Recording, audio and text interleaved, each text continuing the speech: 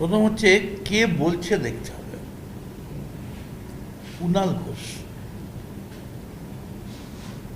একটা অসাধারণ রাজনীতিবিদ।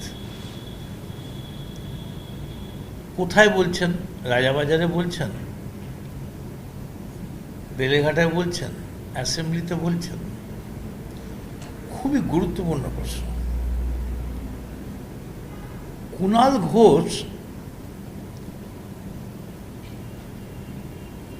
আমায় কথা দিয়েছিলেন যে মদনদা, তুমি আমি একসঙ্গে থাকলে আমরা অভিষেককে এখন পর্দার পেছনে নিয়ে যাব। এবং আমি এবং কুণাল ঘোষ দুজনে অভিষেককে রিকোয়েস্ট করেছিলাম প্রায় 1 ঘন্টার ওপর মমতা ব্যানার্জির ভেতরের ঘরে, যে আমরা কথা দিচ্ছি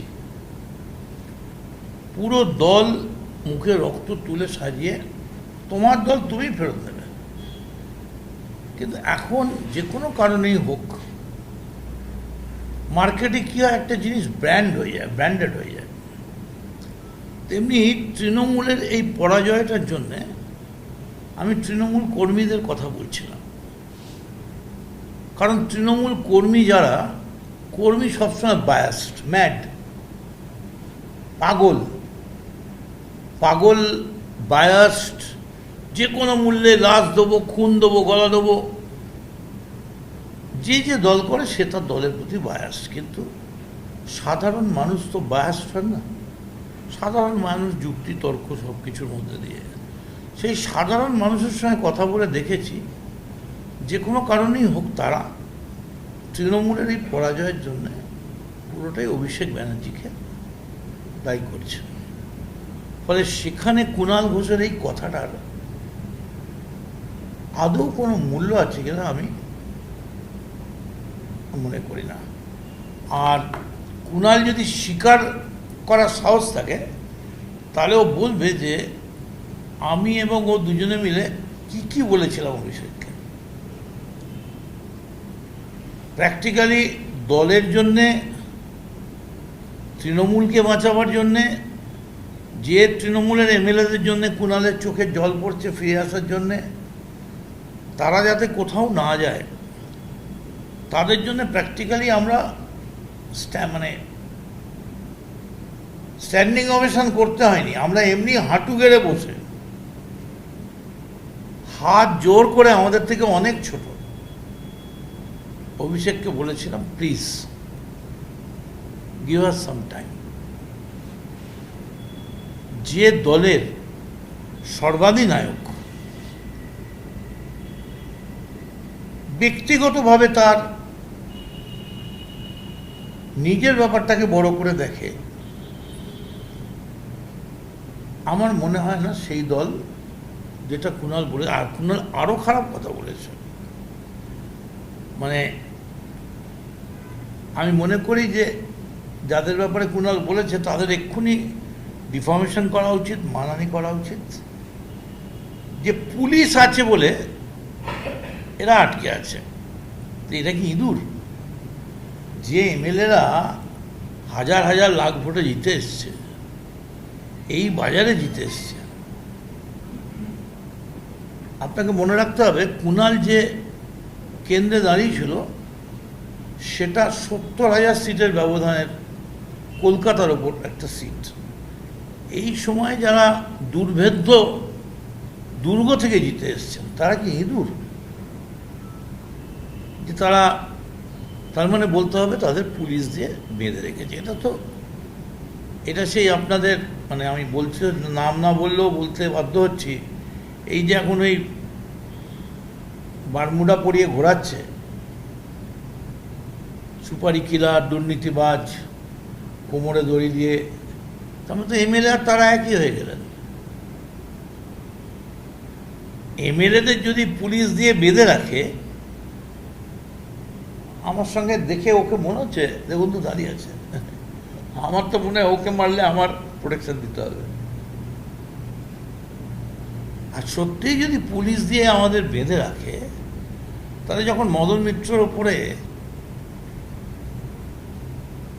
হত্যার চেষ্টা হলো, একদম প্রকাশ্যে, আমি বারবার ভিডিও দেখাতে পারি, আরও ভিডিও আছে, ওই সেখানে দল তো দাঁড়িয়ে বলল না, আমরা রাস্তায় নেবে আমাদের দলের প্রোটেকশনের জন্যে, দলের এমএলএর জন্য প্রোটেকশনের জন্য বলছি। আর এখন এই যে কুণালের, এই সব থেকে বড় কথা হচ্ছে, আমার মনে হয় কুণাল পলিটিক্যাল সায়েন্সের ধার দিয়ে যায়নি, ডেমোক্রেসি কনস্টিটিউশনের ধার দিয়ে যায়নি। আমরা কেউ অন্য কোনো পার্টির এমএলএ নয়, আমরা সবাই তৃণমূলের এমএলএ। কালীঘাট তৃণমূল, এলওপি তৃণমূল, এরকম বলে কোনো পার্টি হয় না। পার্টি রেজিস্ট্রেশন আছে অল ইন্ডিয়া তৃণমূল কংগ্রেস, তার সিম্বল হচ্ছে ঘাসের উপর জোড়া ফুল। তা আমরা সবাই তাই, কুণালও তাই, আমিও তাই। এখন কুণালের মনে হচ্ছে আমি এখান থেকে বেলেঘাটা যাব ভায়া সেন্ট্রাল অ্যাভিনিউ, আমার মনে হচ্ছে আমি যাব ভায়া সুবোধ মল্লিক স্কোয়ার। তো আলটিমেট তো সকলেরই টার্গেট হওয়া উচিত বাংলার মানুষের উন্নয়ন। তাই আমি আপনাদের বলি,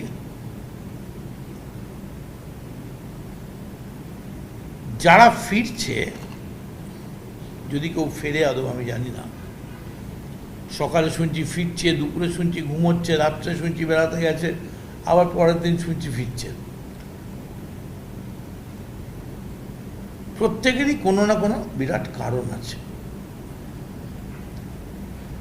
যারা ফিরছে তাদের উপর তৃণমূল এমন কোনো চাপ দিয়েছে,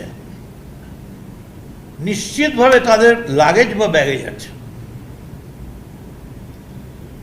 কোথাও তাদের কোনো দুর্বলতা গত 15 বছরের সরকারের হাতে লুকোনো ছিল,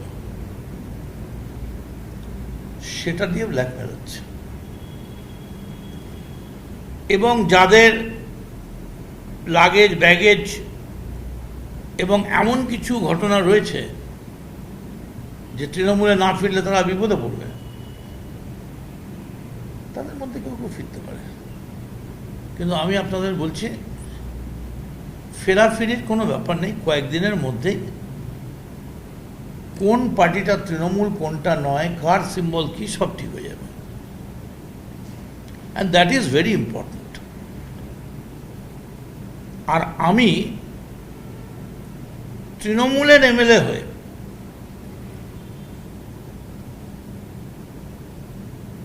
জোড়াফুল নিশান নিয়ে জিতে, কেউ গালাগাল দিচ্ছেন ফেস টাইমে, কেউ টিভিতে বসে, কেউ ইনস্টায় গালাগাল দিচ্ছেন, কিন্তু তারা কেউ বুঝতে পারছেন না যে আমরা কেউ কিন্তু আমাদের কোনো পার্টি ছেড়ে যায়নি।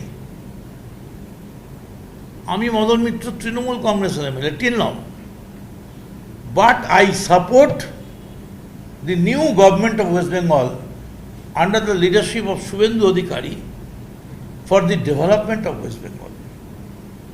আমি মনে করি গত 15 বছরে হিমালয়ান ব্লান্ডার আমাদের নেত্রী মমতা বন্দ্যোপাধ্যায়ের মুখ্যমন্ত্রীত্বে হয়েছে।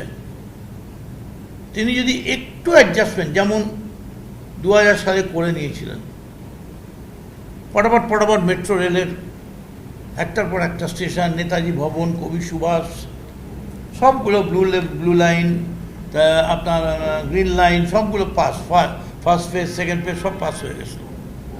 কত কাজ হয়েছে। মমতা বন্দ্যোপাধ্যায় যদি কেন্দ্রের সঙ্গে ঝগড়ায় না গিয়ে উন্নয়নের স্বার্থে,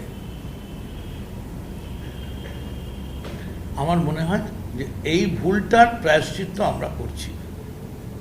আর তাই জন্যই আমি মনে করি, আর কুণালবাবুকে আমি অনুরোধ করব, কুণালবাবু আপনি নিজেও একজন এমএলএ,